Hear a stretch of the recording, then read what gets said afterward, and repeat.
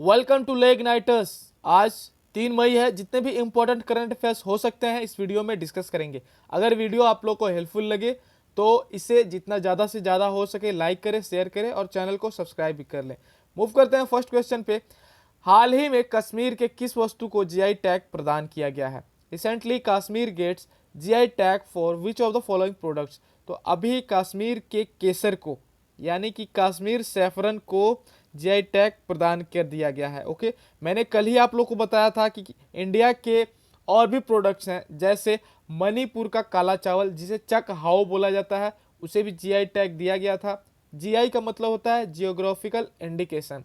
गोरखपुर के टेर्राकोटा जिससे कि मटके, खिलौने और घड़े बनते थे, उसे भी जीआई टैग दिया गया है। और तमिलनाडु का कोविलपट्टी कढ़ालाई मिट्टई, क्या कोविलपट्टी कढ़ालाई मिट्टई को भी, जो कि एक चीनी बादाम होता है मिठाई, उसे भी जीआई टैग प्रदान किया गया है। तो ये जो कश्मीर का जो केसर है यह 1600 से 1800 मीटर औसतन समुद्र तल की ऊंचाई पर उपजाने वाला दुनिया का एकमात्र केसर है। ओके, तो अब हम लोग मूव करते हैं क्वेश्चन नंबर। और एक चीज और जानते हैं कि सबसे पहला जो इंडिया में जीआई टैग दिया गया था वो दार्जिलिंग टी को दिया गया था, यानी कि दार्जिलिंग का जो चाय है उसे 2004 में सबसे पहले जीआई टैग प्रदान किया गया था।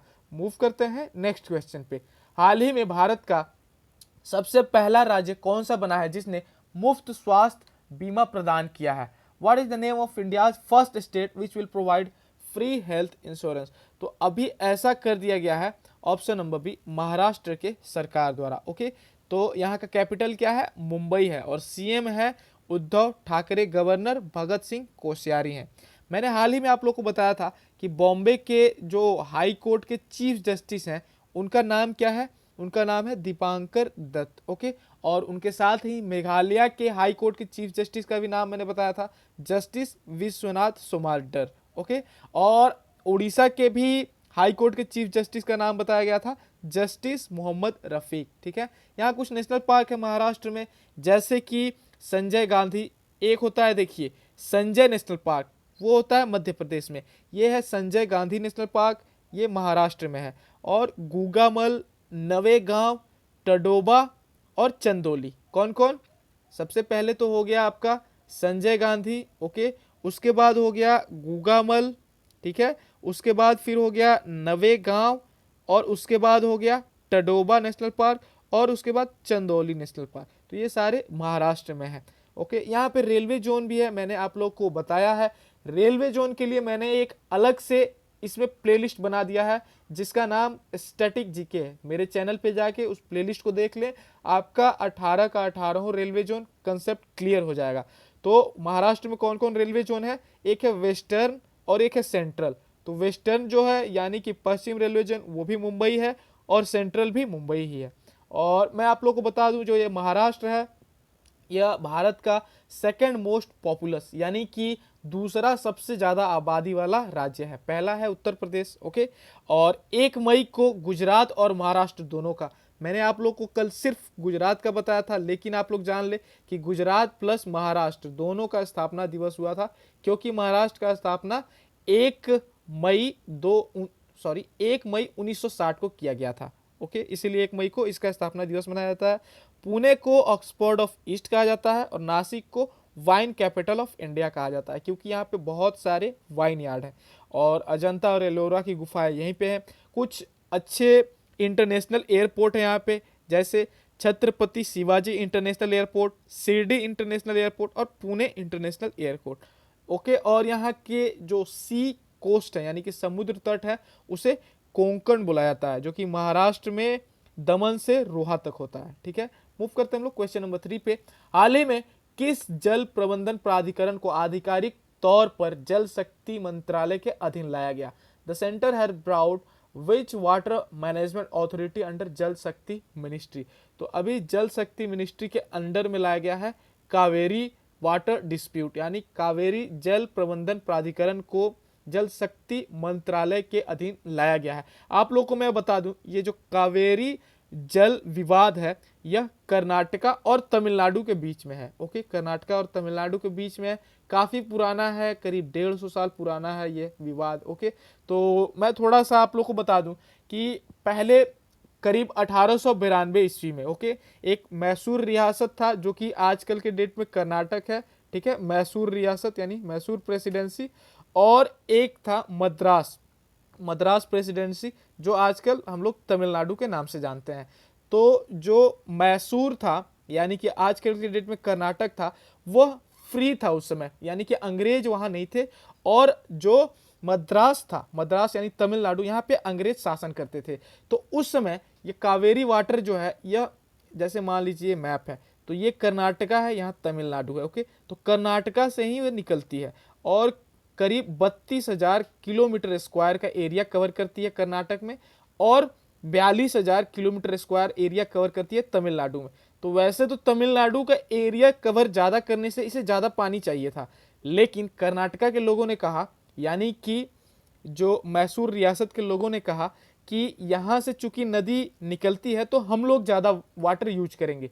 लेकिन उसको मद्देनज़र देखते हुए अंग्रेज़ों ने क्या किया कि जो तमिलनाडु पे शासन कर रहे थे वहाँ पे ज़्यादा पानी देने का ऐसा एक नियम लाया। ओके, तो अंग्रेज़ों ने पक्षपात किया है तमिलनाडु के साथ, ऐसा कहना है कर्नाटका के राज्य के लोगों के द्वारा। ओके, और जो दूसरा पॉइंट है, देखिए तमिलनाडु में खेती ज़्यादा विकसित है कर्नाटका से। ओके, तो कर्नाटक के जितने भी लोग हैं वहाँ के लोग यह पॉइंट देते हैं कि अभी कर्नाटक को खेती की ज़रूरत है, इसलिए यहाँ ज़्यादा पानी चाहिए। और तमिलनाडु में चूंकि डेवलप्ड ज़्यादा है तो इसे कम पानी में भी हो जाएगा, लेकिन ऐसा नहीं माना जाता है तमिलनाडु के सरकार द्वारा।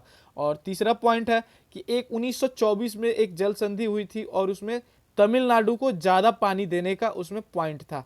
तो बार बार इसी पॉइंट को रेफरेंस देते हुए तमिलनाडु की सरकार कहती है कि 1924 वाले समझौते को ही हम लोग, उसके फैसले को ही माना जाए, हम लोग को मानना चाहिए।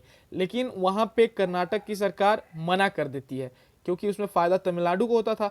तो इन्हीं सब के विवादों के कारण यह कावेरी जल विवाद हमेशा न्यूज़ में बनी रहती है, और काफ़ी सारे इसमें मतलब बहुत लोगों को नुकसान भी हुआ है, कई सारे मौतें भी हुई हैं, पुलिस को भी कई बार इससे नुकसान भुगतना पड़ा है। तो ये किन दोनों के बीच में है? कर्नाटक और तमिलनाडु के बीच में। इसमें कुछ एरिया केरला और कुछ एरिया पुडुचेरी का भी इसमें है। ओके, तो जल शक्ति मंत्री कौन है अभी? गजेंद्र सिंह शेखावत हैं। तो अब हम लोग मूव करते हैं क्वेश्चन नंबर 4 पे। हाल ही में निम्नलिखित में से किसने घोषणा किया है कि लॉकडाउन के कारण भारत को 10 लाख करोड़ या 7,000 रुपया प्रति व्यक्ति का नुकसान होगा? Which of the following has declared that lockdown has caused loss of 10 lakh crore और 7,000 rupees per person in India?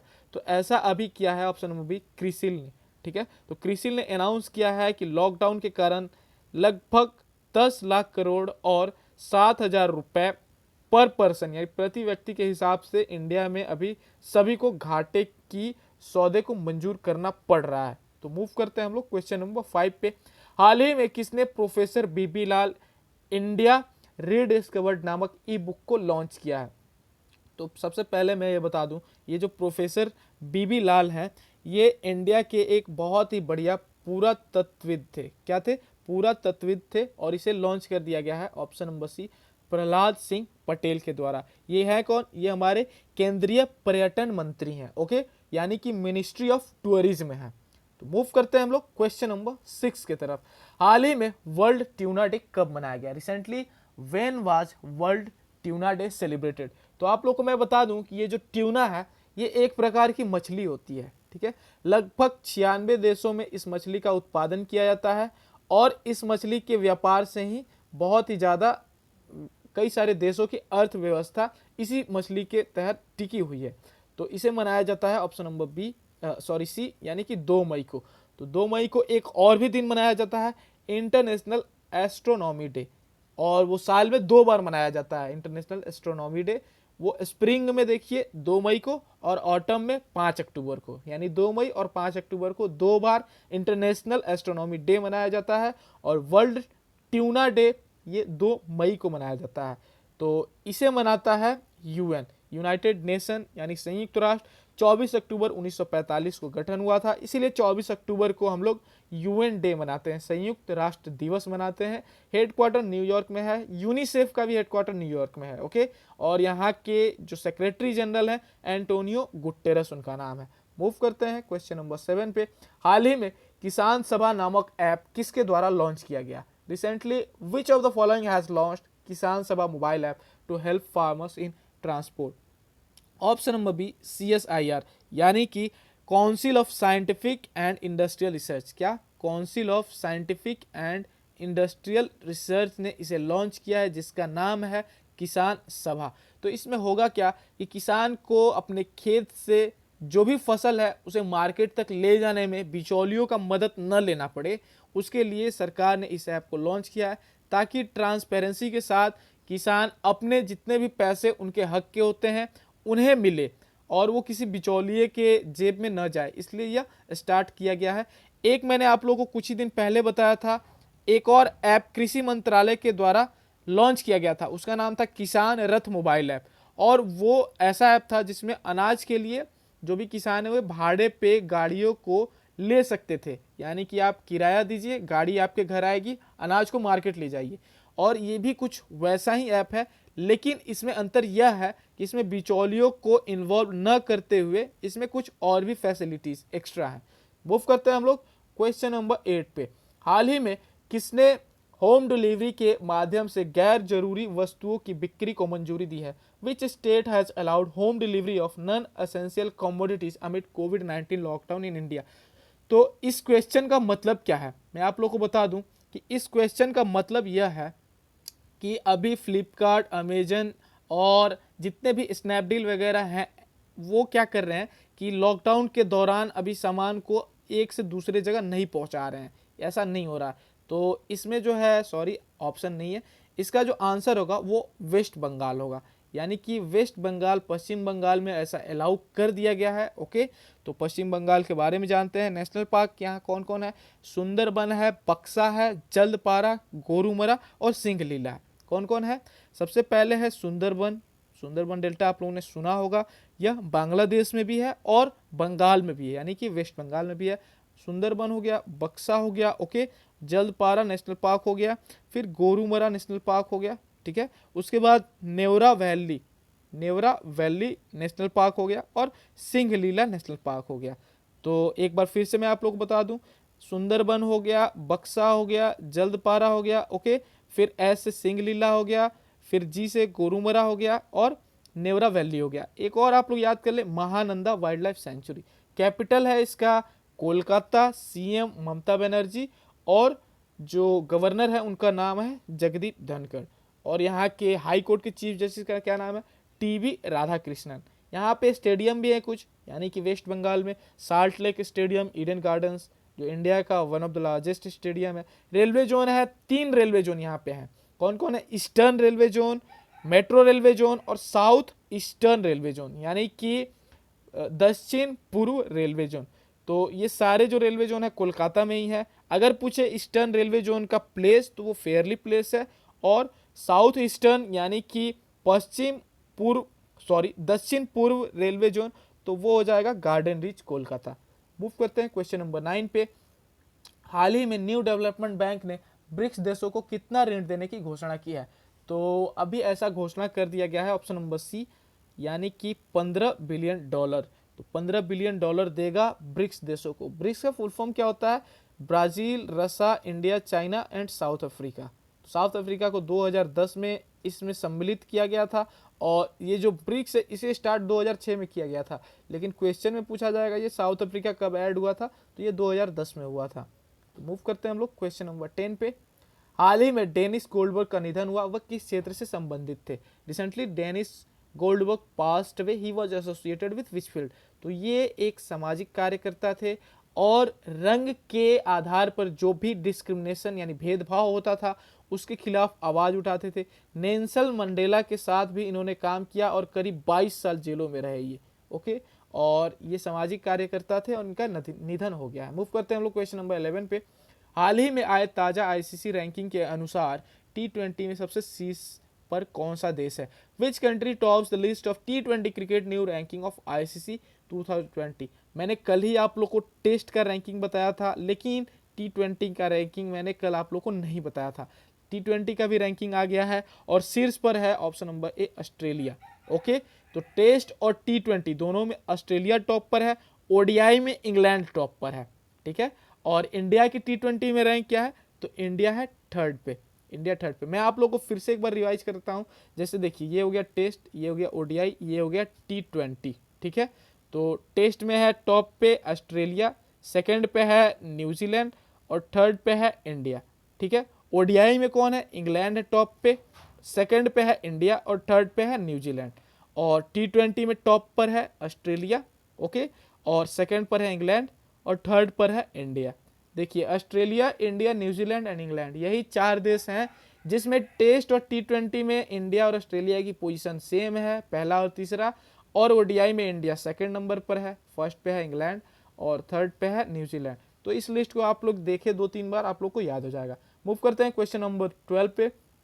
हाल ही में किस संस्थान ने अतुल्य नामक माइक्रोवेव स्टेलाइजर को विकसित किया है जो कोरोना वायरस को मारने में सक्षम है? Which institute has developed a microwave steriliser named as Atulya the steriliser will disintegrate corona virus. Okay, तो इसे अभी कर दिया गया है option number B, defence institute of advance technology के द्वारा।